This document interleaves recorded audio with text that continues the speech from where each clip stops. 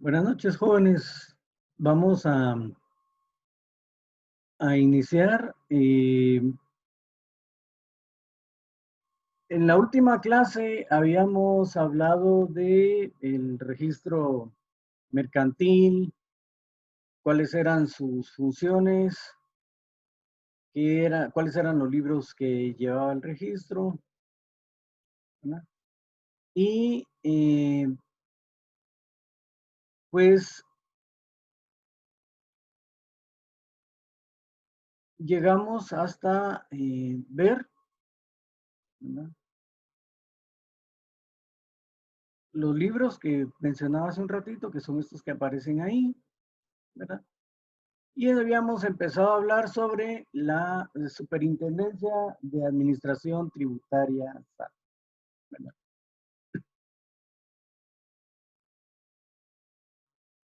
Entonces, habíamos dicho que dentro de los acuerdos de paz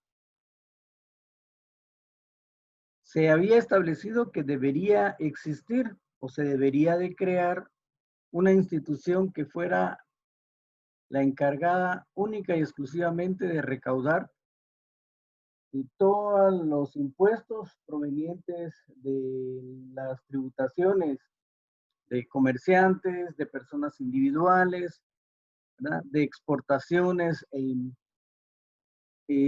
o importaciones, ¿verdad? O sea, todo lo referente a impuestos relacionado con comercio, etcétera, etcétera, etcétera, ¿verdad? Entonces, fue creada según decreto número 198 de la Ley Orgánica de la Superintendencia de Administración Tributaria y que entró en vigencia a partir del 21 de febrero de 1998, ¿verdad? Tiene competencia y jurisdicción en todo el territorio nacional, ¿verdad? ¿Y cuál es su función? Dijimos que era única y exclusivamente la de administrar todos los tributos y las contenidas en la legislación, ¿verdad? La SAT también es la encargada de administrar el sistema aduanero y pues se ha creado una sección especial para esas funciones. Entonces, ¿cuáles son las funciones y el objetivo de la Superintendencia de Administración Tributaria? Es objeto de la SAT ejercer con exclusividad las funciones de administración tributaria contenidas en la legislación de la materia y ejercer las funciones específicas siguientes. Ejercer la administración del régimen tributario, aplicar la legislación tributaria, la recaudación, control y fiscalización de todos los tributos internos y todos los tributos que gravan el comercio exterior que debe percibir el Estado, ¿verdad?, con excepción de los que por ley administran y recaudan las municipalidades, ¿verdad? Eso lo habíamos mencionado. Todo lo que se refiere a el boleto de ornato, el pago de las cualquier trámite que se pueda hacer en la municipalidad, licencias de construcción o licencias de comercio, en fin, todo lo que son funciones municipales eh, van a estar a cargo de las municipalidades, ¿verdad? Solo lo que son impuestos, comercio, etcétera, etcétera, que son funciones de la SAT. Entonces, ahí está bien claro qué impuestos va a manejar la superintendencia, que van a parar directamente a las arcas del Estado, y cuáles van a parar a las arcas municipales, ¿verdad? Los tributos municipales para su función. Entonces,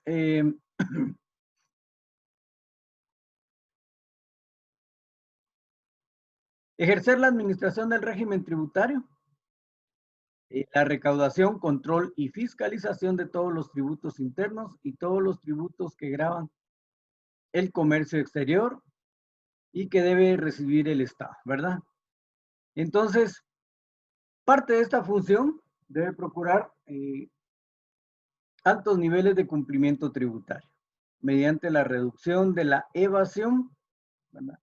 O sea, una de las finalidades es reducir la evasión de impuestos.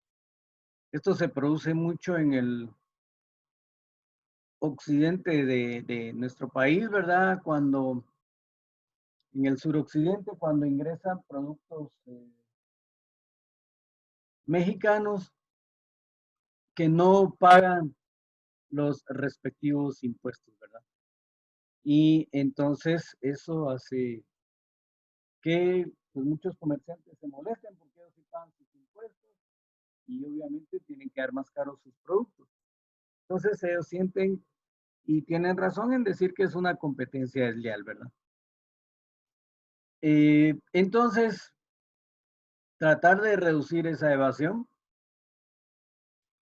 actuar de conformidad a la ley contra los delitos tributarios y aduaneros y facilitar el cumplimiento a los contribuyentes.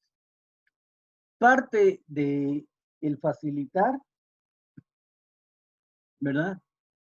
Está en promover rebajas de multas para que los contribuyentes se pongan al día con sus impuestos, ¿verdad? Entonces, parte de las funciones es buscar cómo hacer que todos los contribuyentes cumplan con sus pagos, ¿verdad? Y esa es una de las funciones, entonces tienen que buscar de qué manera eh, logran cerrar esa brecha de que va quedando con el pago de los impuestos, ¿verdad? Administrar el sistema aduanero de la República y facilitar el comercio exterior de conformidad con la ley y con los convenios, tratados internacionales y tratados internacionales ratificados por Guatemala. Y por supuesto, ejercer las funciones de control de naturaleza tributaria o no arancelaria vinculadas con el régimen aduanero. Establecer mecanismos de verificación del valor en aduana, el origen de las mercancías, cantidad y clasificación arancelaria, a efecto de evitar la sobrefacturación o la subfacturación y lograr la correcta y oportuna tributación. O sea, aquí puede ser que hayan dos facturas sobre algún elemento o la subfacturación, ¿verdad? Que a veces se puede duplicar, en fin, puede crear un problema para la institución.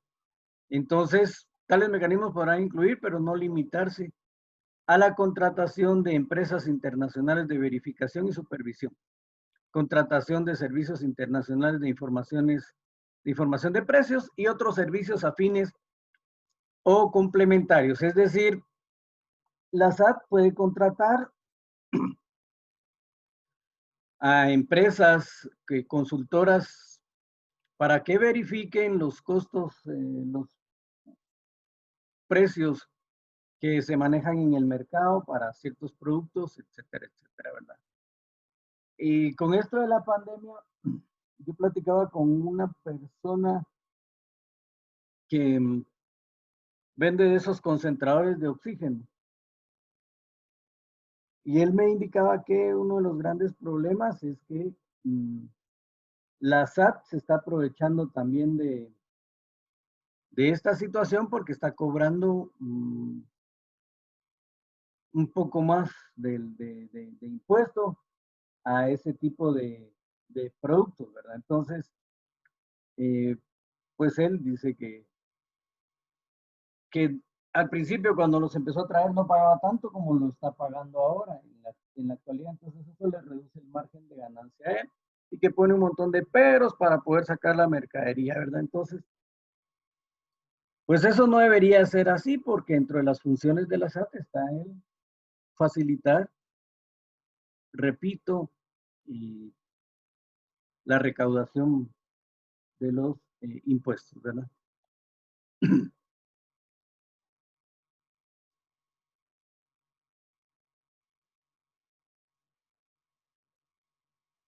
Buenas noches, jóvenes. Ay, eh, otra de las funciones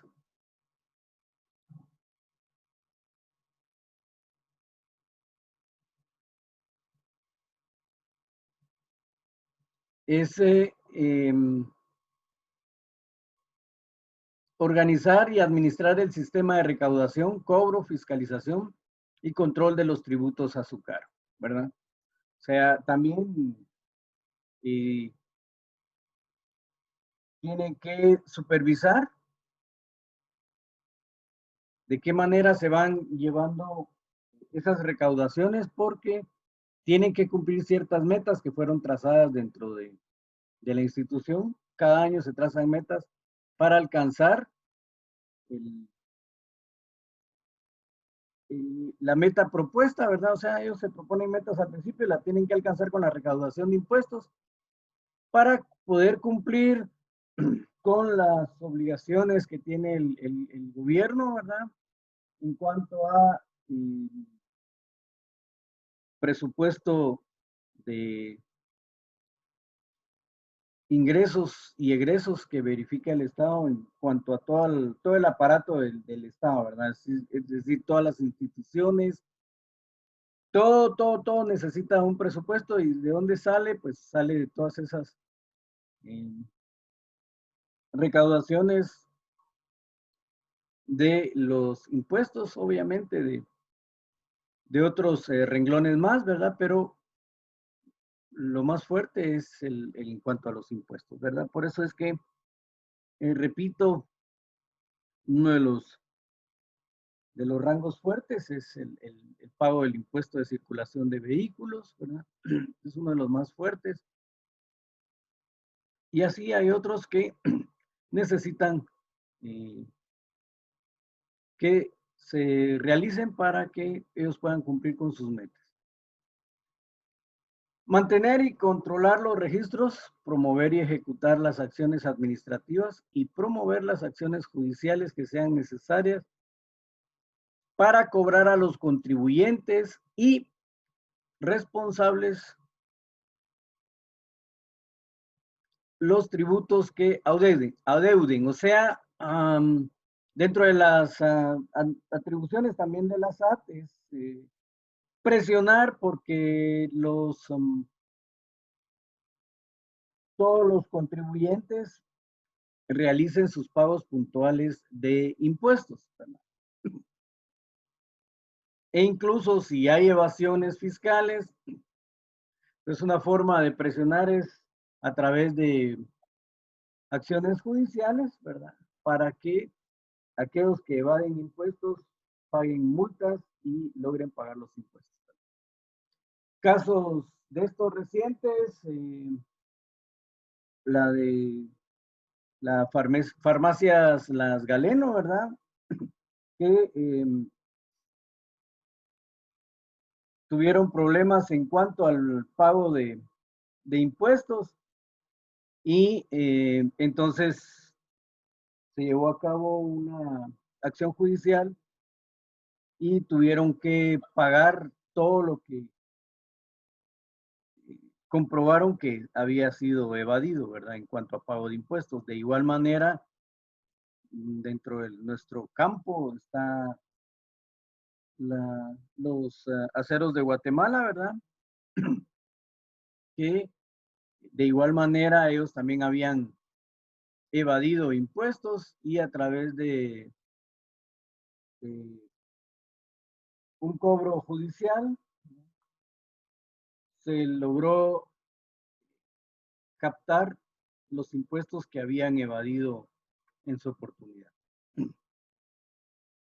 Entonces, repito, dentro de las funciones de la SAT está el presionar, ver de qué manera los contribuyentes se ponen al día con sus impuestos.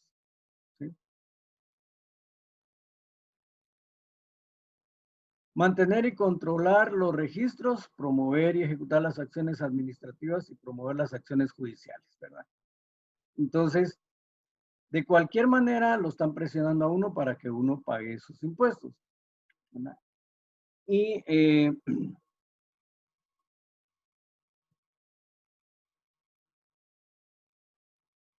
dentro de esto también establecen que hay empresas que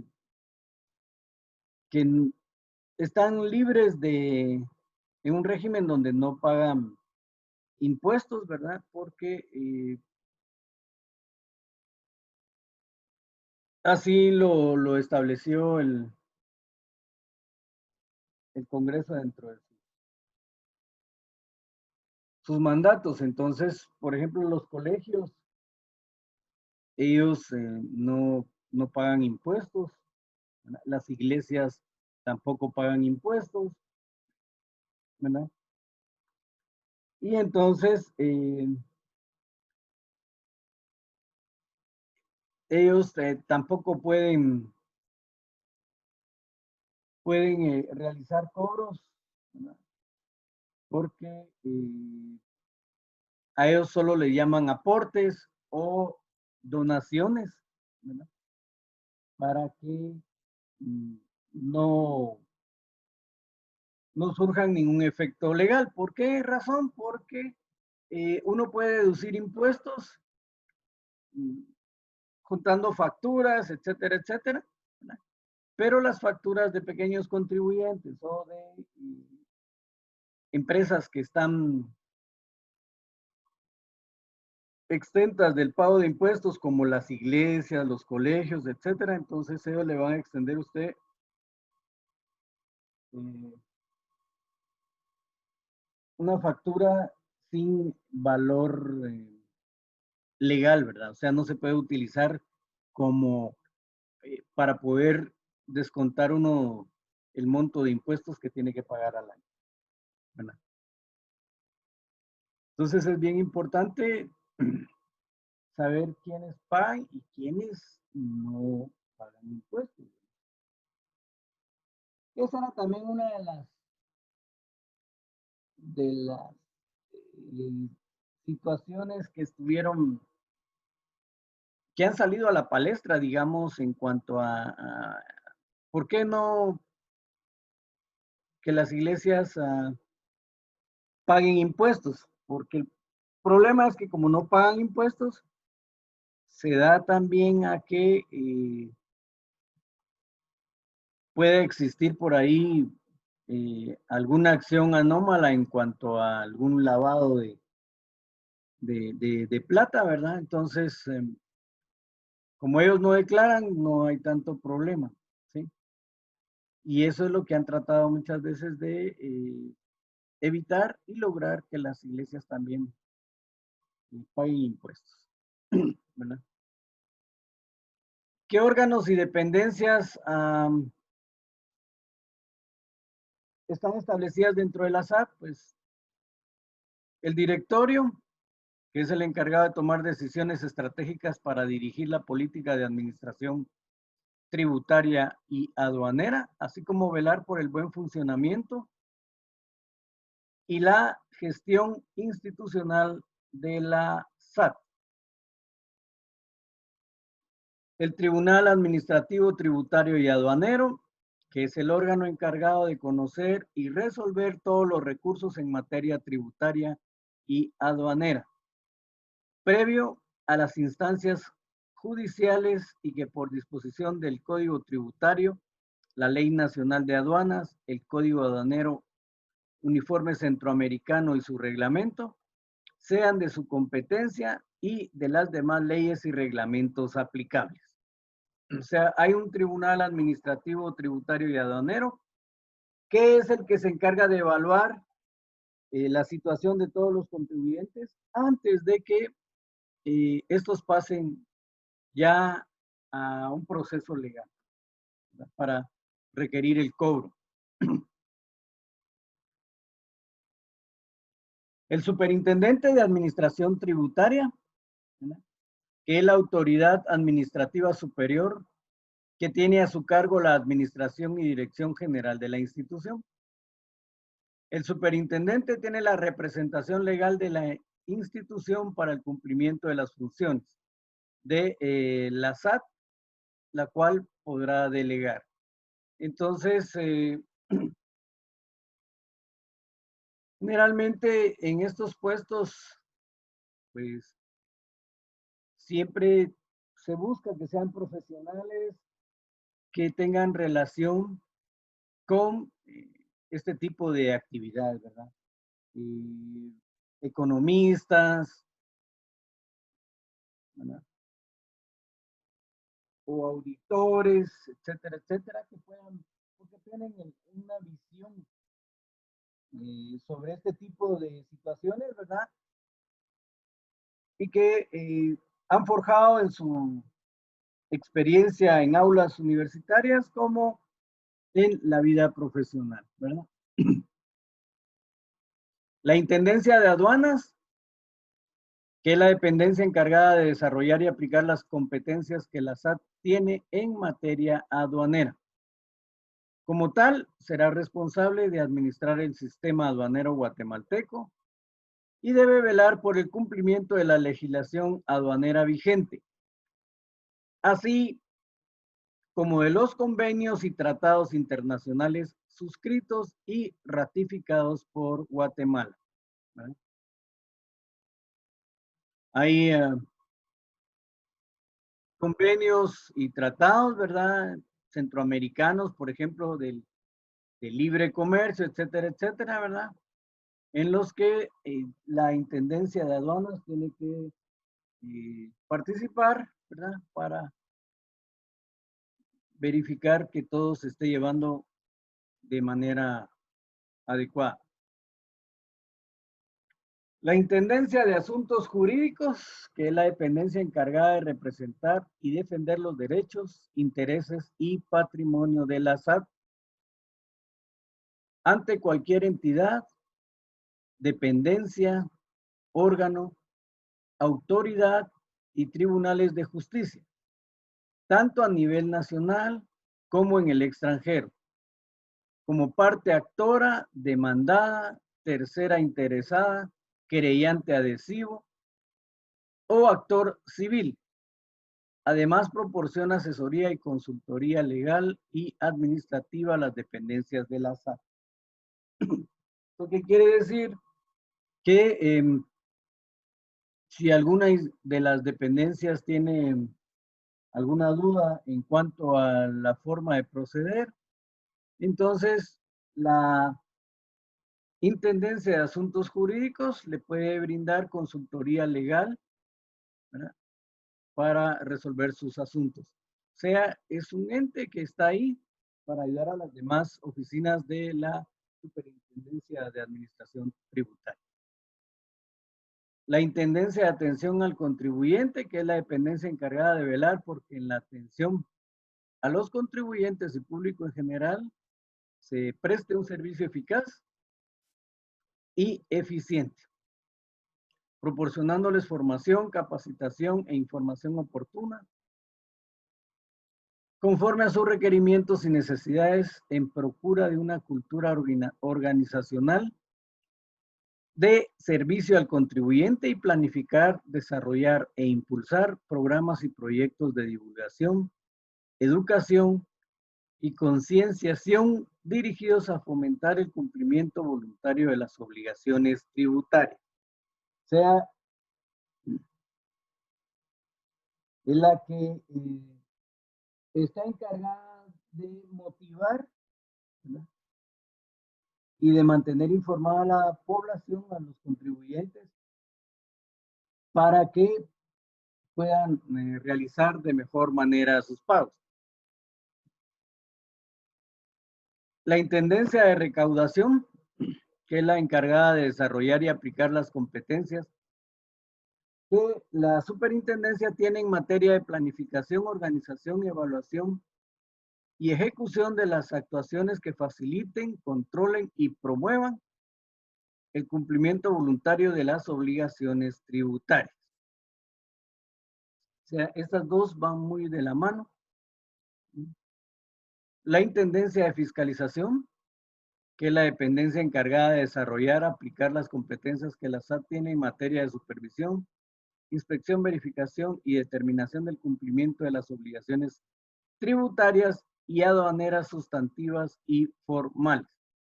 Entonces, esta es la que vela porque todos los pagos se estén desarrollando de manera normal. Sí. Si hay algo por ahí que no muy les convenza, entonces ya pueden pasar a auditoría y para que a través de del Ministerio Público puedan investigar y desarrollar ya la persecución de de alguna persona que haya hecho mal su declaración tributaria y que por ahí quiera aprovecharse de la SAT. Entonces, esto sucede mucho, por ejemplo, cuando la SAT hace las devoluciones de retenciones de impuestos, ¿verdad? Cuando uno tiene exceso de compras, contraventas, ¿verdad? Entonces, pues recibe un beneficio fiscal de una devolución fiscal, le llaman, ¿verdad? Para darle lo que ha pagado de más en cuanto a impuestos en la compra de suministros o algo por el estilo, ¿verdad? Entonces, esta Intendencia de Fiscalización es la que se encarga de velar porque todo eso se dé de manera normal. La auditoría interna es la dependencia encargada de ejercer el control y fiscalización de todos los órganos y dependencias de la SAT, verificando que la gestión administrativa y operativa se dé de acuerdo a lo establecido en la ley orgánica de la SAT, ¿verdad? O sea, auditoría interna es la que ve porque efectivamente todos los insumos y todo lo demás estén trabajando o utilizando de manera normal, ¿sí? Que los reglamentos, ¿verdad?, sean llevados de manera correcta. O sea, en síntesis, controla las actuaciones administrativas del personal de la SAT, ¿verdad? La gerencia de asuntos internos, que es la encargada de realizar investigaciones administrativas y denunciar cuando corresponda las actuaciones de los funcionarios y empleados de la SAT que sean contrarias a la ley. O sea, aquellos malos trabajadores, ¿verdad?, que tengan componendas con algunas, algunos comercios para declaraciones, etcétera, etcétera, ¿verdad? Entonces la gerencia de asuntos internos puede actuar ahí, ¿verdad? Porque es la que vela porque todas las funciones administrativas se den de manera normal, ¿verdad? Igual que la gerencia de asuntos internos, que es la que vela por las actuaciones de los funcionarios. Ahí la finalidad es prevenir y combatir actos de corrupción, faltas e infracciones administrativas y cualquier otro acto que contravenga los intereses institucionales, ¿verdad? Entonces, la gerencia de asuntos internos cuando hay alguna investigación contra uno de los servidores públicos, entonces eleva directamente su reporte al directorio para que se tomen las medidas correctivas que sean necesarias. Hay gerencia de investigación fiscal, que es la dependencia encargada de coadyuvar a la reducción de la evasión fiscal, ¿verdad? O sea, son los que hacen todo el trabajo investigativo para ver quiénes no están pagando los impuestos o quiénes pueden estar evadiendo impuestos. Entonces, esta oficina es la encargada de ello, ¿verdad? Aquí hay, digamos, muchos, los fiscales son profesionales también, auditoría, son auditores, los que trabajan en la investigación de casos de defraudación tributaria, ¿verdad? Aquí ellos son los que velan, por ejemplo, o los que ven casos como el que los que mencionaba anteriormente, ¿verdad? Cuando hay una defraudación tributaria, que no están pagando sus impuestos como deben ser, sino que están evadiendo y están reportando menos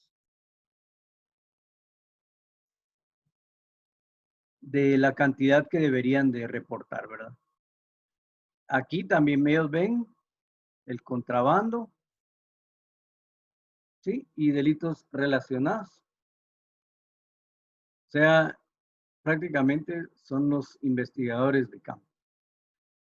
La Secretaría General, que es la dependencia encargada de proponer la normativa para la emisión y registro de actos administrativos, ¿verdad? Y es la que resguarda todos los expedientes que están en los distintos órganos de la SAT, ¿verdad? O sea, todos los trámites que vayan tienen que pasar por la Secretaría General para que ellos estén enterados de qué es lo que está pasando en la institución, ¿sí? La Gerencia de Planificación y Desarrollo Institucional, que es la dependencia encargada de formular y coordinar la aplicación de herramientas y mecanismos de planificación, programación, evaluación y control de la gestión institucional. La gerencia de informática, ¿verdad? Que es la dependencia encargada de brindar asesoramiento, desarrollo y soporte en tecnología. O sea, es la encargada de todos los programas de computación necesarios para cada una de las oficinas que forman parte de la SAT, ¿verdad? O sea, la central de inteligencia informática. Hay comunicación social externa también. La gerencia de formación de personal de la SAT, ¿verdad? Que es la que se encarga de estar desarrollando cuáles son las competencias de cada puesto, cuál es el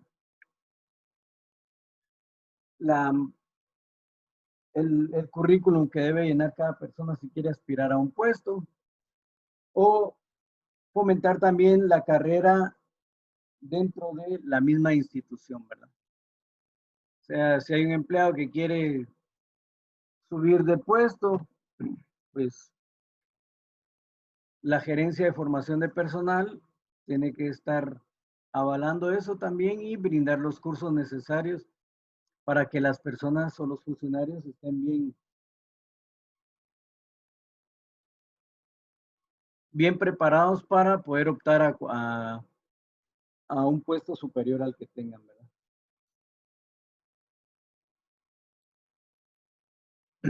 La gerencia de recursos humanos,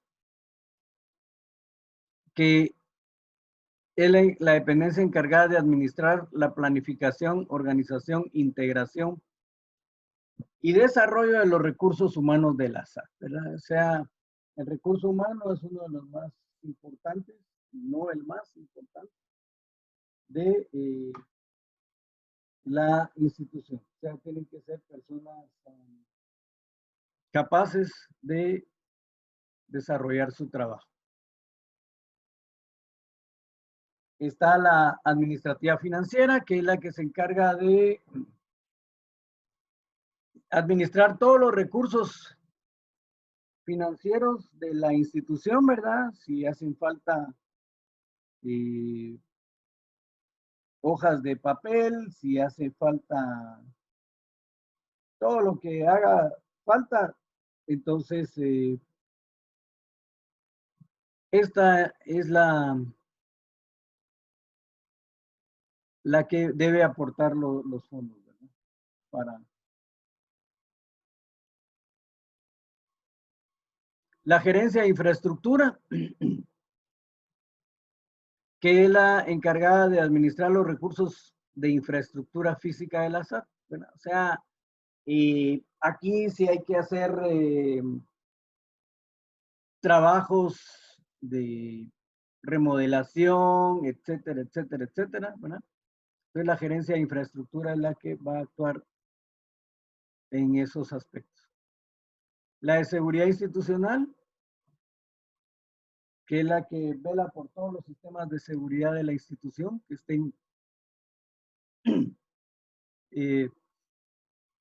seguros y que todos los bienes que pertenecen a la institución estén seguros, ¿verdad? Esa es la gerencia de seguridad. Hay una gerencia que se encarga de, digamos, los contribuyentes fuertes, es decir, aquellas empresas que generan una gran cantidad de impuestos. Por ejemplo, podríamos hablar de Walmart, por ejemplo, o alguna otra institución de esas que son contribuyentes grandes. Hay otra para contribuyentes medianos también, y las gerencias regionales que están en los diferentes departamentos, ¿no? Para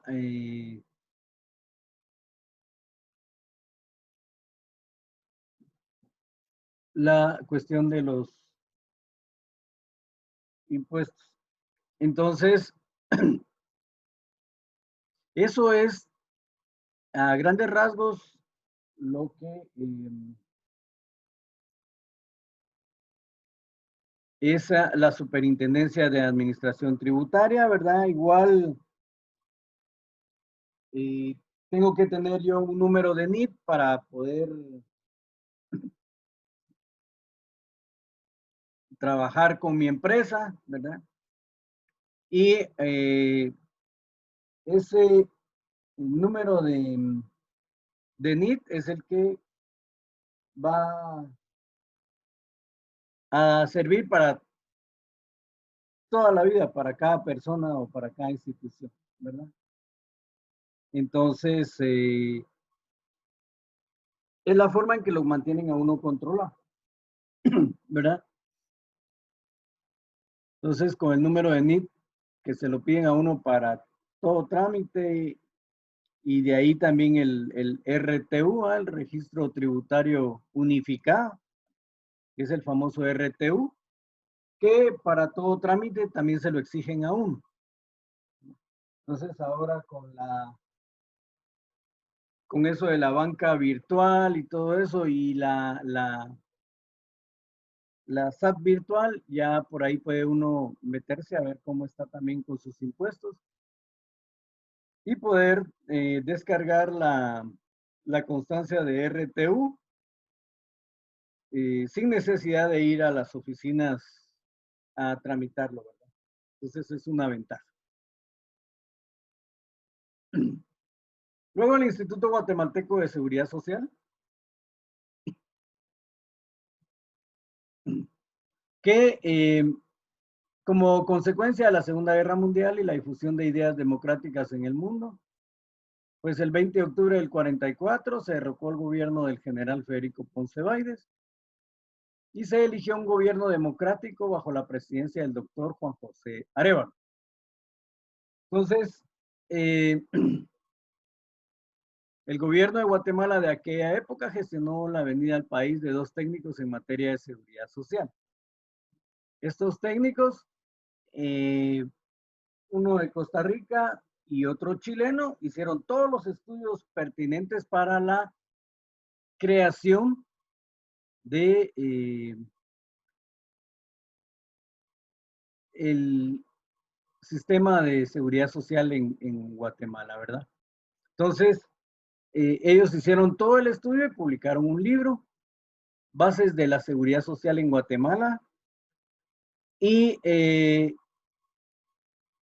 cuando se promulgó la Constitución de la República de Guatemala, ¿sí?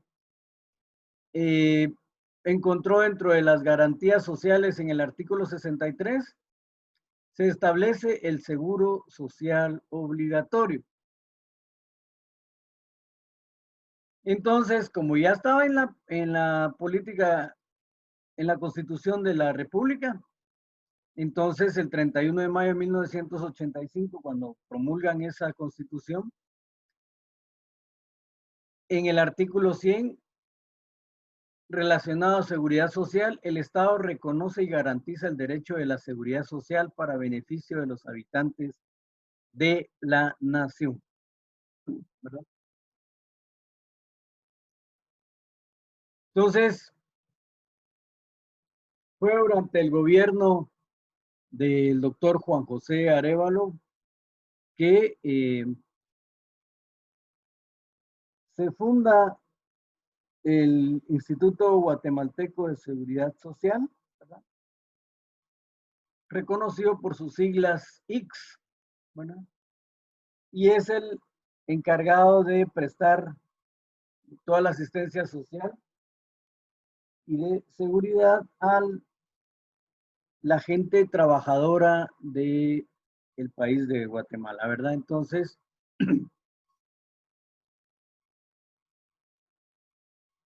brinda la seguridad social a los habitantes del país. Entonces, el IX fue creado por decreto 295, ¿ya? Y fue firmado por el entonces presidente de la República, doctor Juan José Arévalo Bermejo, ¿verdad? Actualmente se encuentra anexada al Ministerio de Trabajo y Previsión Social y sin embargo esto no impide su autonomía. Aquí es bien importante hacer énfasis en algo. Entre las instituciones del gobierno,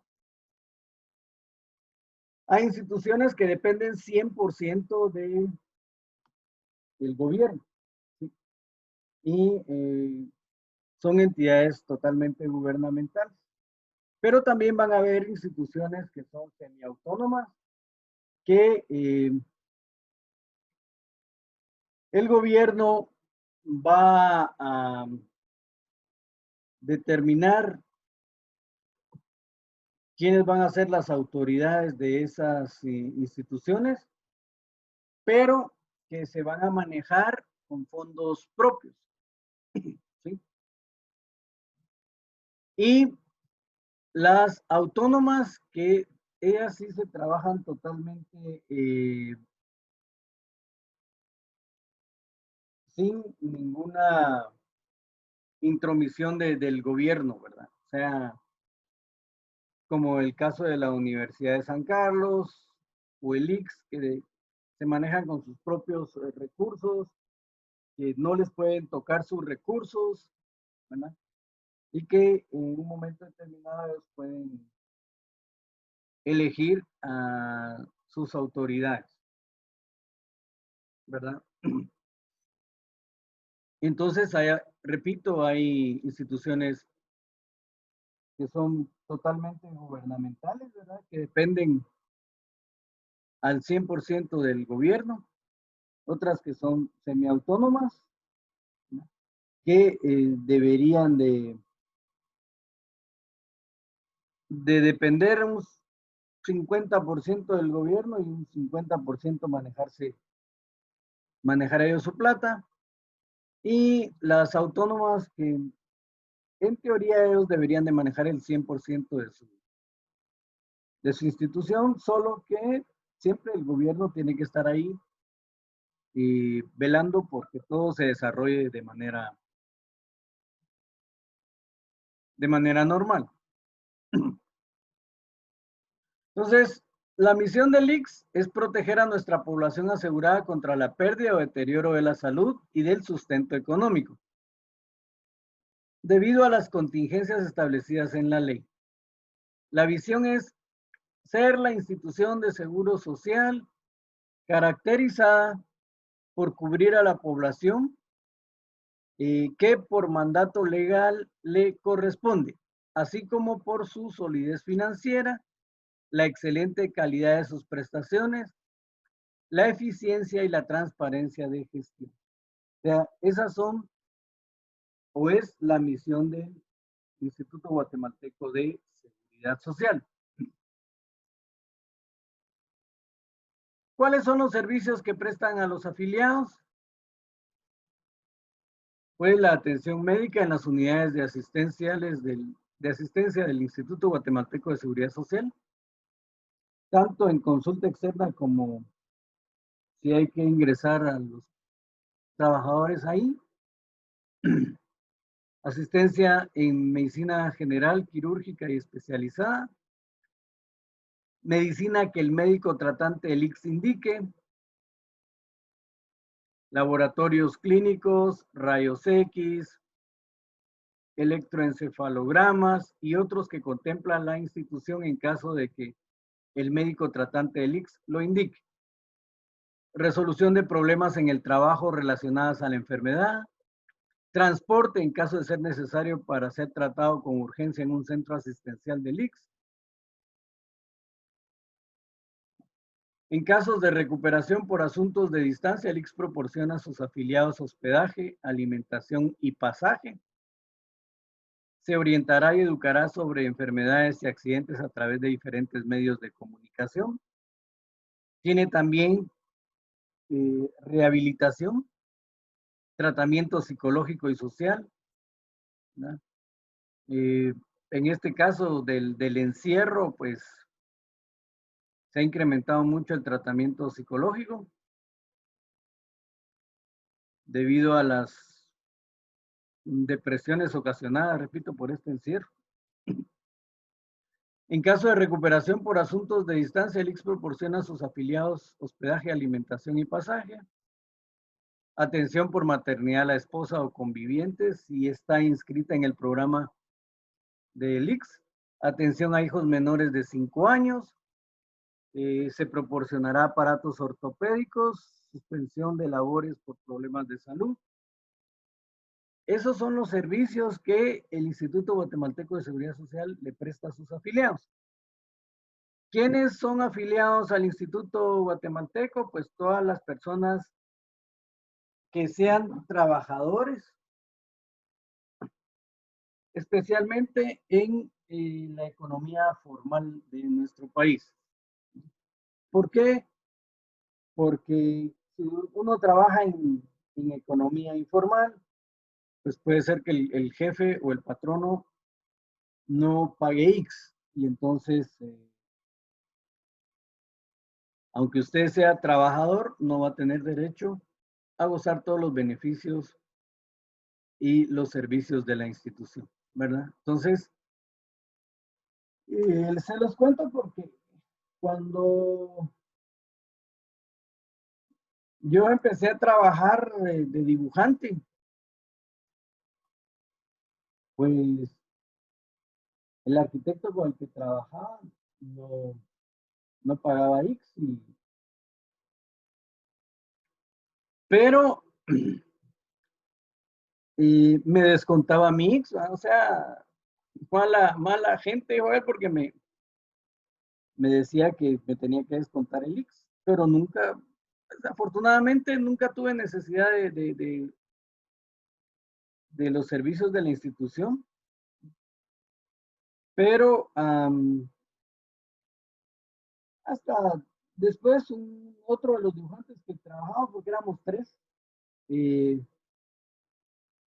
que tuvo necesidad de los servicios de la institución, fue y le dijeron que no estaban inscritos, ¿va? Entonces, ahí fue donde descubrimos que no pagaba ICSI, entonces no sé por qué nos hacían el descuento a nosotros, ¿va? Como suele suceder muchas veces. Entonces, prestaciones laborales, ¿no? 2/3 partes del salario diario por incapacidad debido a enfermedad o un accidente. Entonces, aquí mucha gente que trabaja con el gobierno, por ejemplo, a veces prefiere que no lo suspenda el ICS, porque cuando lo suspende el ICS, solo recibe las 2/3 partes del, del salario base. ¿Sí? O sea que ahí no van los extras que pueda tener, como el bono de que da el gobierno, etcétera, etcétera. Entonces, por eso es que a veces prefieren ir a trabajar cuando no es eh, algo que no lo puedan manejar. Entonces, pero de todos modos, las prestaciones están ahí. A las trabajadoras en caso de maternidad les dan el 100% de salario, ¿verdad? Y a ellas no les tocan la parte de la bonificación.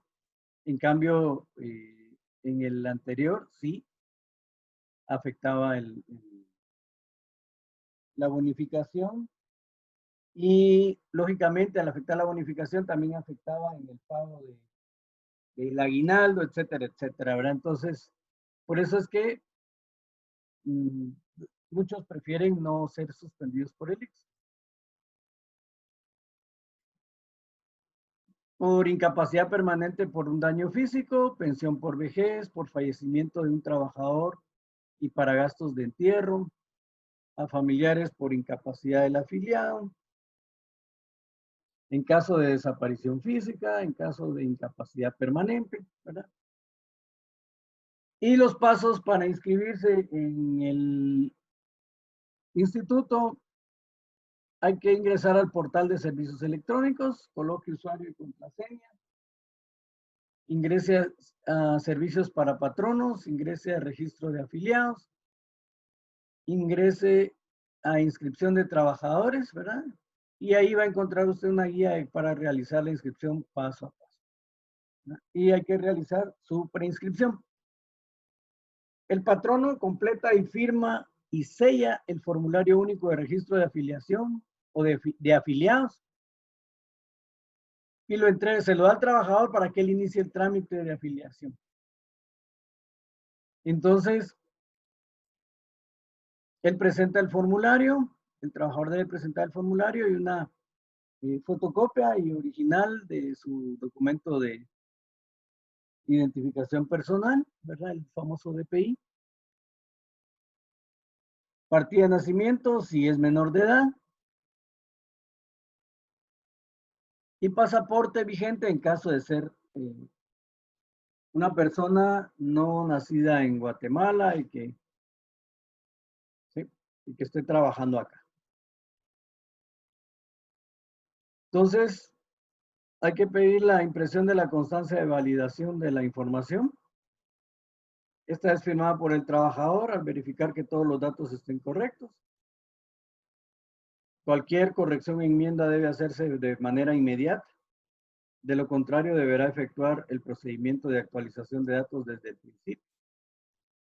O sea, desde ahí mismo hay que ver que todos sus datos estén correctos.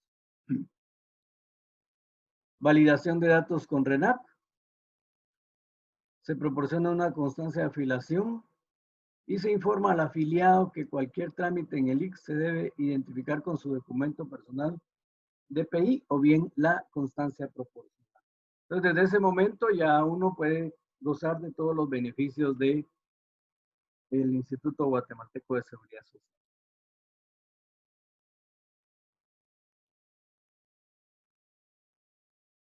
Entonces,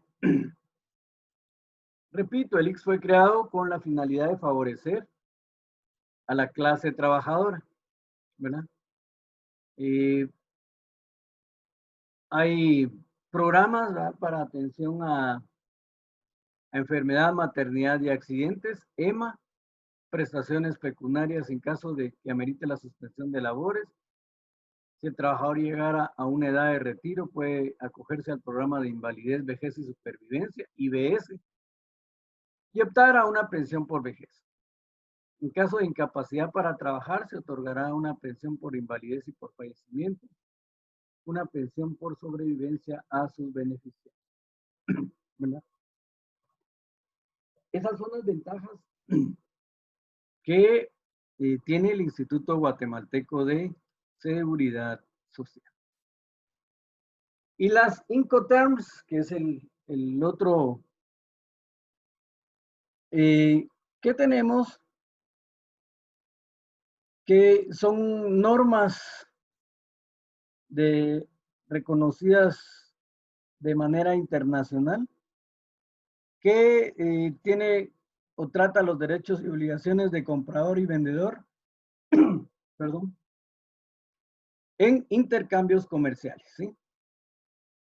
Entonces, estas se revisan periódicamente para adaptarse a la realidad del momento y a los cambios que experimenta el comercio internacional. O sea, aquí estamos hablando de,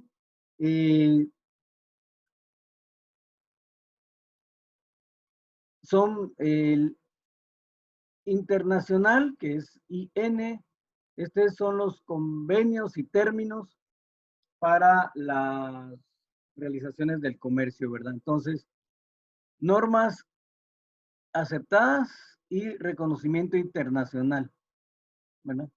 Entonces, se acaban de hacer unas para el 2020, que en relación a las del 2100 al 2010 hicieron algunos cambios, ¿sí?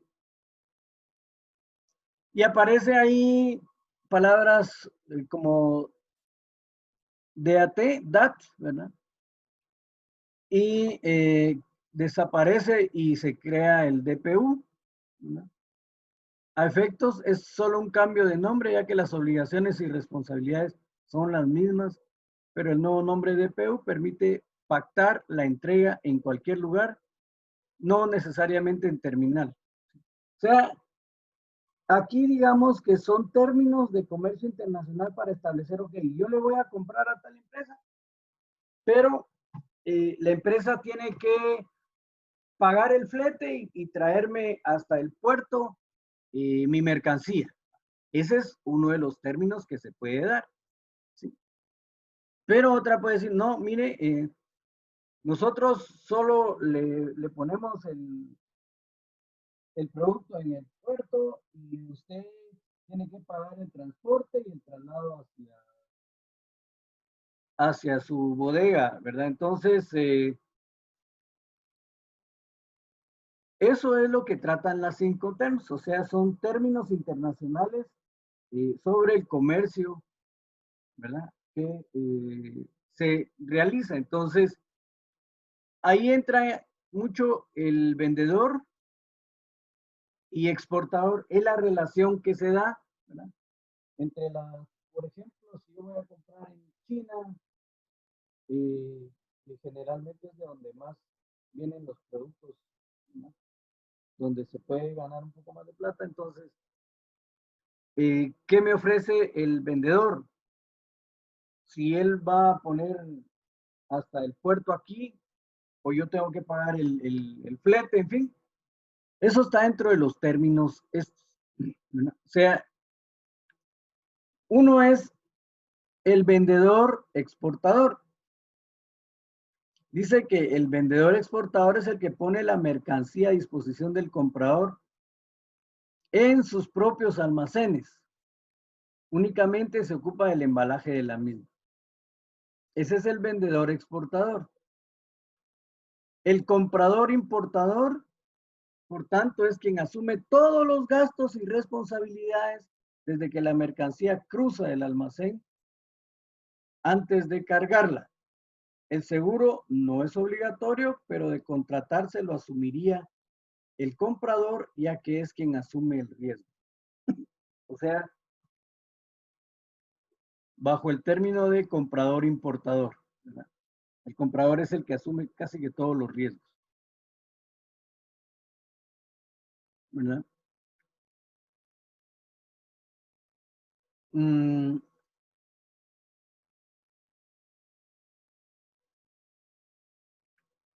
Este Incoterm, o sea, este término no debe utilizarse si el vendedor entrega la mercancía en otro lugar que no sean sus instalaciones. Aquí está el free carrier libre transportista, ¿sí? ¿Cuál es esa? El vendedor entrega la mercancía en un punto acordado y asume costes y riesgos hasta la entrega de la mercancía en ese punto convenido, incluidos los costes del despacho, de exportación. Así las cosas, el vendedor se ocupa del transporte interior y de las gestiones aduaneras de exportación, excepto si el lugar designado son las instalaciones del vendedor, en cuyo caso la mercancía se entrega en dicho punto, cargada en los medios de transporte dispuestos por el comprador, asumiendo el coste el comprador. O sea, para que esto se entienda mejor, son términos internacionales que ya están establecidos, ¿sí?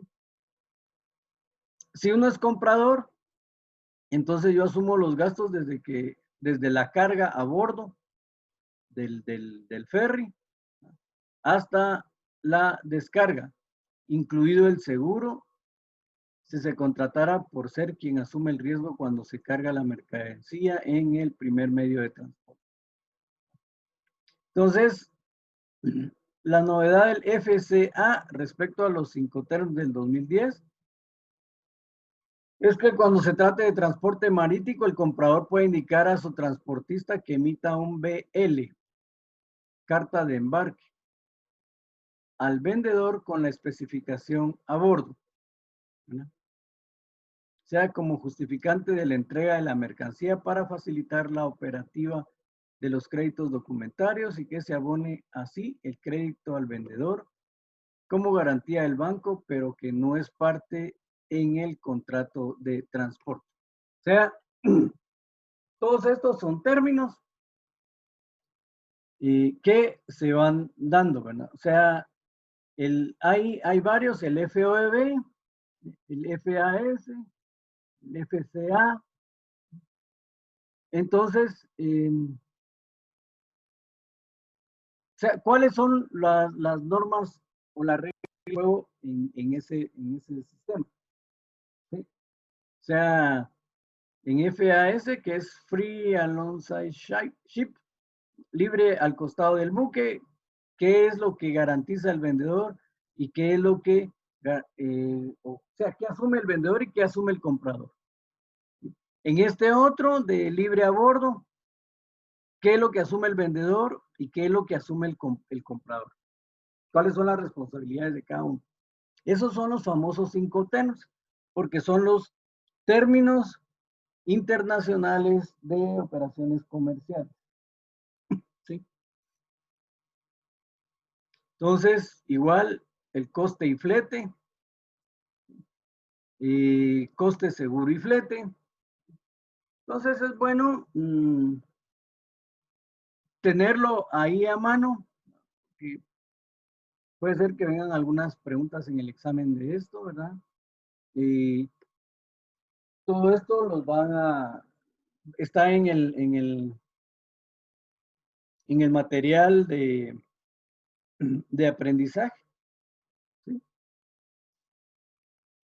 Para que ustedes lo tengan.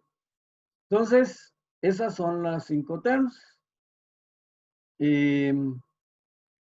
Aquí en este portal de la SAT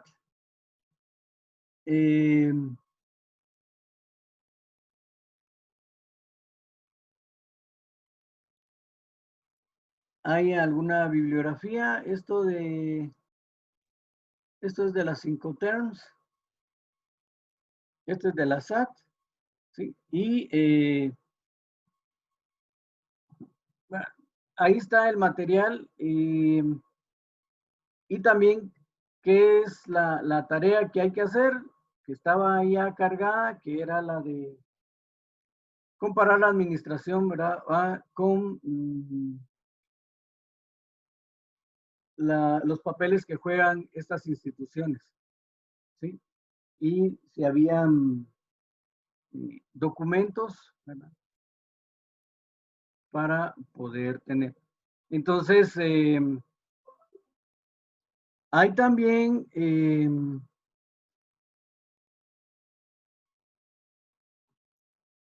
estas son las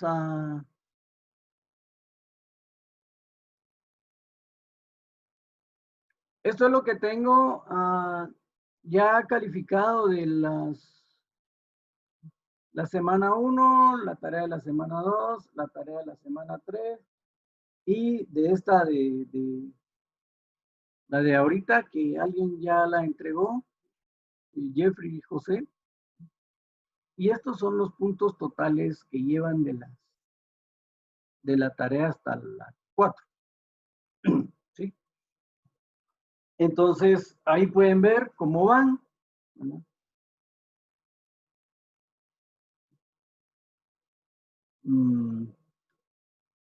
Si quieren, vamos ahí están, ahí se ve el nombre, ¿verdad? Entonces, por ejemplo, Abner Obed solo ha entregado la tarea 1 y la tarea 2. Le falta la tarea 3, ¿no? Y la tarea 4. Entonces, ahí pueden ir viendo ustedes cómo van. Por favor, es cierto que no tenía fecha de cierre, pero no se confíen. Que la tarea vale 1 punto. No la entrego. Recuérdense que por 1 punto nos podemos quedar. Ahora la nota de promoción es 70 puntos, entonces hay que tratar de rascar puntos de donde sea.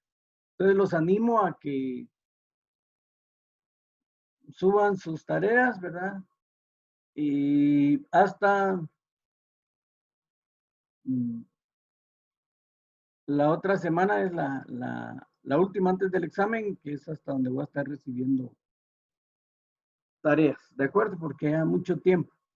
Entonces, no sé si hay alguna duda.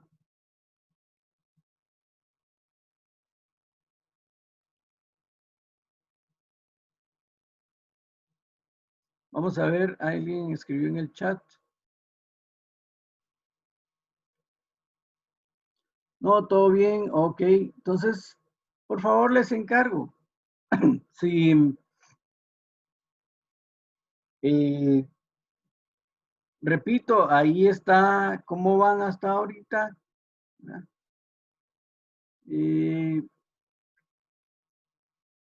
Andrés Ruano Rodríguez, gracias vos. Igual buenas noches a todos. Entonces, ahí ya chequearon, repito, vamos a pasar otra vez desde arriba hasta abajo para que vean cómo van. ¿Sí? Y esa es la lista oficial que aparece en la plataforma. Abner Obed, Wagner Ricardo. Entonces, si alguien no estuviera, por favor, que arregle todavía antes del examen. Feliz noche, Jeff. Entonces, ahí dejaríamos, por favor. Entonces, las tareas ya están, esta de 1 punto ya estaba cargada ahí también. Repito, Jeffrey ya entregó todo. Este es el total de los puntos, ¿verdad? Son 7 de 7. Entonces, ahí estamos. ¿De acuerdo? Entonces, lo dejamos por ahí. Si no hay alguna pregunta, alguna duda, nos platicamos el lunes. ¿De acuerdo?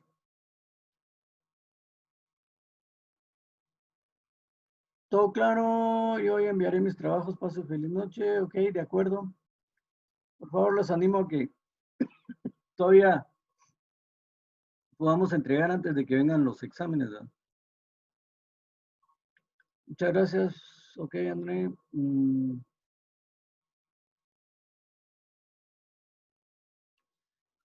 Entonces dejamos ahí. Feliz noche, Majo. Entonces, nos platicamos el lunes, ¿de acuerdo? Feliz noche, buenas noches a todos, jóvenes.